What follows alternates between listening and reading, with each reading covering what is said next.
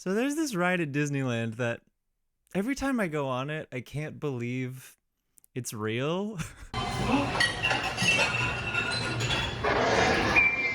It feels like something that appeared to me in a dream, and you wake up from the dream and you're like, "Oh yeah, that obviously couldn't be real." It's just really surreal to me that it actually exists. And not only does it exist, it has existed since 1955. I don't think there's been enough discussion about how fascinating this ride is and the implications it has for Disney as a brand. And I feel like no one talks about how weird this ride is. That's right, of course, I'm talking about Mr. Toad's Wild Ride.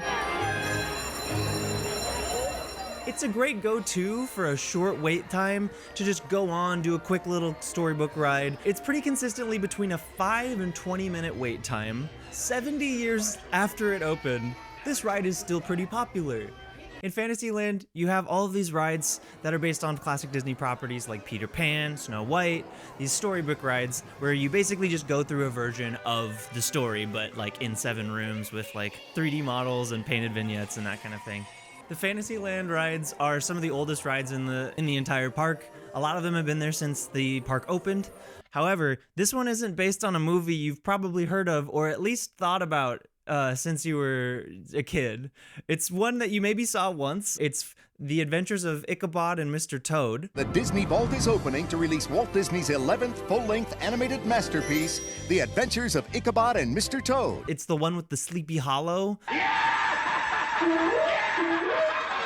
One of the things that I love so much is it's based off a property that no one remembers. The cartoon has 2 halves, and the first half is the story of Mr. Toad, and the second half is the story of Ichabod and Sleepy Hollow. But the story deviates slightly from the source material. On Mr. Toad's Wild Ride, you board a car as Mr. Toad, and you take a joyride through the English countryside. Then you die and go to hell. Let me just say that one more time. At the end of this ride in Fantasyland at Disneyland, you die and go to hell.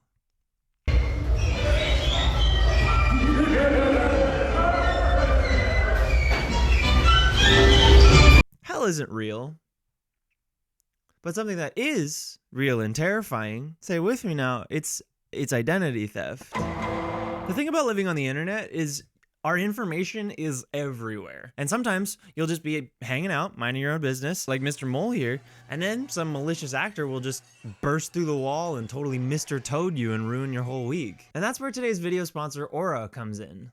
So there's these companies that make billions of dollars every year selling your data.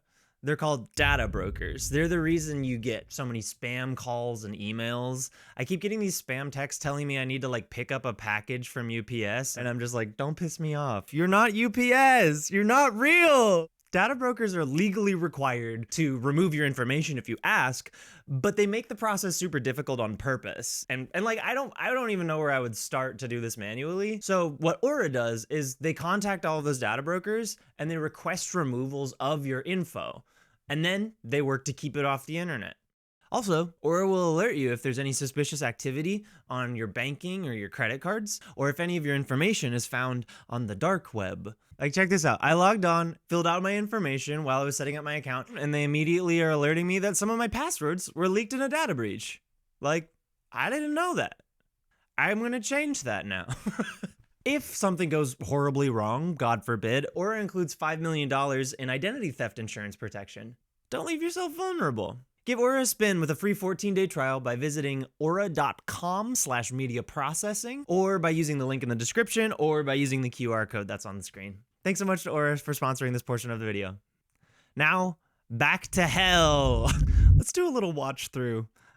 Just from start to end. It's only 2 minutes long, so let's watch it together. We go into a library. There's a mole who's almost falling off of a thing. Then there's some rats hanging from chandeliers, and then there is a guy who's just hanging out eating a drumstick. Then there's a policeman who's like, stop. The police are just hopping out from fucking everything, trying to get you to stop what you're doing, because you could be a danger to yourself or others. Then we almost go and fall off the edge of a pier, but at the last minute we veer left.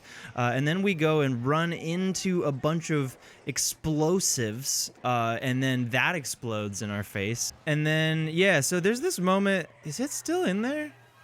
Yeah, that's what it was. That's what it was.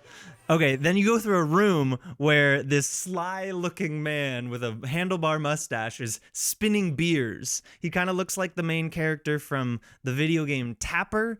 I think the first time I wrote it, I was receiving it as a moral tale. The alcohol connotations of this. I was like, oh, so this is a story about a sinner.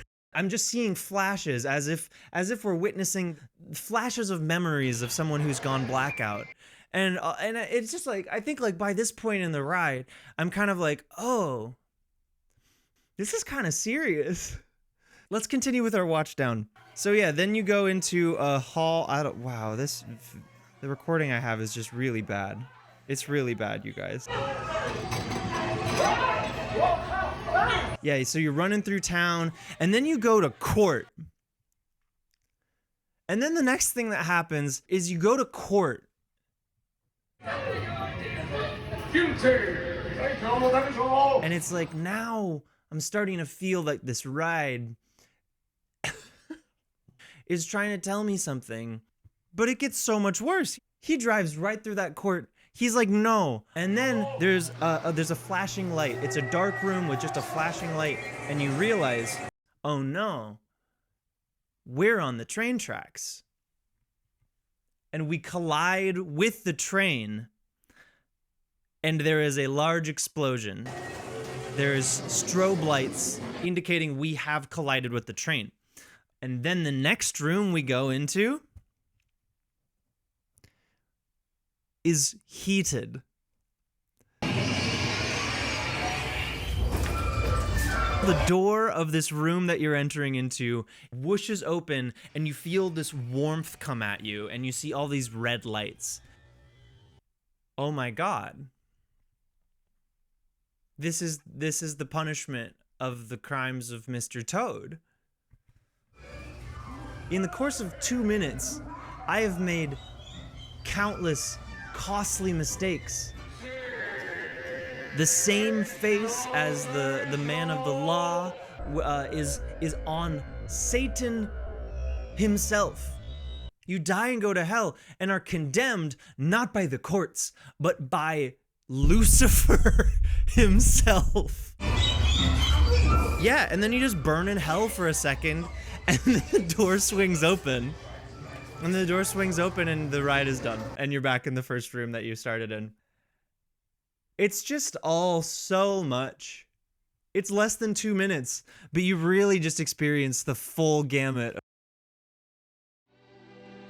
If you were asked to choose the most fabulous character in English literature, who would it be?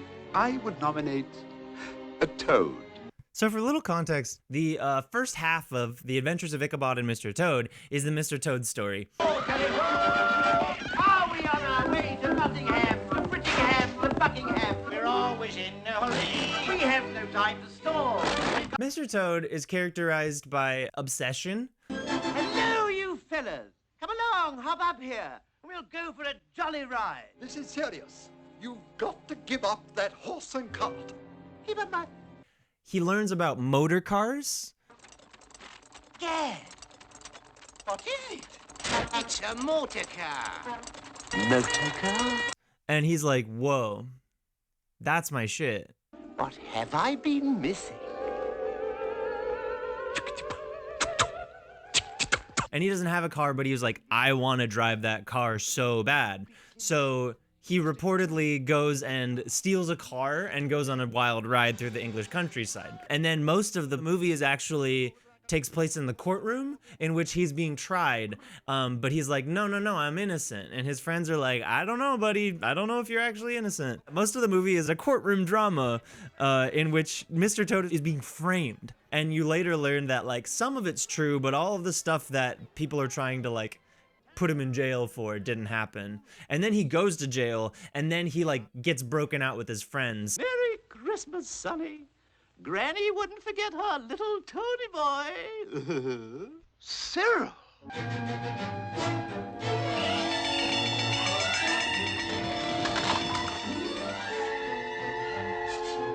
And then he gets exonerated at the end. Hip! Hooray! However, in Mr. Toad's Wild Ride, no such framing is actually taking place here. We are just experiencing him doing all of the things that he is being accused of. I think what I find so funny about this is that it presents itself as if it's like every other ride, but it's about dying and going to hell. And like, I just find the juxtaposition between between what this is about and the experience to be so fascinating. And I think the other thing that just gets me is like, I just feel like no one else besides me every time I go on this ride are like, hey, did we just go to hell? If you don't think about it too hard, it's just kind of like, wow, that was fun. Let's move on to our next ride. There are thousands of families that ride this every week. There are so many people putting themselves in the shoes of the misadventures of Mr. Toad, and they just leave. They just leave unscathed, like, wow, that was kind of fun. That was cute. But it's like, no, you went on a bender and died and went to hell. Dear Simon, you don't know me, but my family just moved to Atlanta. There was a thing a couple of years ago where Disney was getting pushed back because they announced Love Victor, the series follow-up to Love Simon. They were like, no, we can't put that on Disney Plus. Even though they had announced it for Disney Plus, they put it on Hulu. Repeatedly in the Disney brand, we are confronted with what Disney wants you to think of when you think of Disney. They want you to think of Moana and Frozen and all of these properties that are like classic and relatively inoffensive, fun for the whole family. From magical movies to unforgettable adventures, you can always count on something new and exciting from Disney. Things with more serious subject matter pose a problem for a streamer like Disney Plus, because it's like, how do you hold up this squeaky clean image of your brand and then also have movies like Deadpool and Wolverine on the same service? It's just kind of a fascinating branding problem for Disney to just really be doubling down on their family friendliness into 2025 in a world that is so different than the 1950s. We've just got like pockets of Disneyland that feel like they have modernized with the times and the stories and what we want to see. Like the vibe of Galaxy's Edge is so different than the vibe of Fantasyland. I just find Disneyland a really interesting place in terms of like seeing like the layers of paint of culture. Because like you've got some of the original stuff that was catering to the audience at the time, and then you've got also all of this other stuff that is completely divorced from like the vibe of Disney as a corporation in the 1950s and 1960s. I think a lot of the stuff that was at Disneyland originally was just original ideas that Walt Disney and his team had, like Jungle Cruise, Pirates of the Caribbean, and it kind of feels like maybe Mr. Toad's Wild Ride still exists because it's one of those original things that still happens to be relatively inoffensive and still popular and work fine and not be in particularly high value place to replace it. But the fact it still exists, it just feels like we're dipping our toes into a world of storytelling and morality that does not exist in the same realm in 2025. But yeah, the first time I rode this, I was like, wait, was that whole ride about why alcohol is so bad? And if you drink it, you will die and go to hell? I'm just so fascinated by the like morality play aspect of this ride where you get to have your fun, but it makes a point to end the ride showing the protagonist being punished. It just really reeks of like a mid-20th century Christian morality. And like, yeah, you can see the pepperings of that all over Disneyland, especially the older stuff. There's something so eerie to me about extremely restrictive moral tales that tell you what to do and what not to do and how to be an upstanding individual. For his misbehavior, Mr. Toad will suffer eternally in the pits of hell. Since deconstructing my faith, my own morality has been unhitched from the idea of like eternal punishment or eternal salvation, and kind of recentered on like what are the actual harms and causes and effects of the actions that I'm doing. And I find that it's just fascinating that like the first half of Mr. Toad's Wild Ride contains plenty of examples of why driving recklessly is a bad idea. But then it comes in at the very end with this almost tonally unlike anything that came before, just a hard tonal left turn.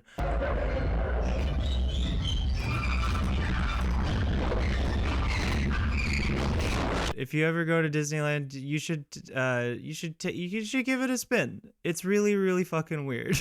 Thanks for watching. If you want to hit the like and subscribe, that really helps me out. I also have a Patreon if you want to check that out. You can get your name in the credits. You can get some early access to scripts when I'm working on a scripted video essay. And I also have over 10 bonus videos that correspond with every video that I've done to this point. I almost went off in a tangent in this video about the colonialist implications of Disneyland, but I was like, we can't get into it right now. So if you want to hear me ramble about the colonialist implications of Disneyland a little bit, you can check it out on the Patreon. I got a bonus video there for you. I think you just walk into Disneyland and you just like feel the dark weight of the monolith of the Disney Corporation. I think Disney is probably one of the more evil media companies that currently exists. I just think it's like really important to keep an eye on like what stories are we telling about how the world is. The way we frame things is the way we understand things. But yeah, thanks for watching, and I'll see you in the next one. Peace. So I told a friend I was working on a video about Mr. Toad's Wild Ride, and she was like, hold on, I might have something for you. And I was like, what could you possibly have? A print of the original poster of The Adventures of Ichabod and Mr. Toad. Hell yeah, so now I have that. Shout out, thank you.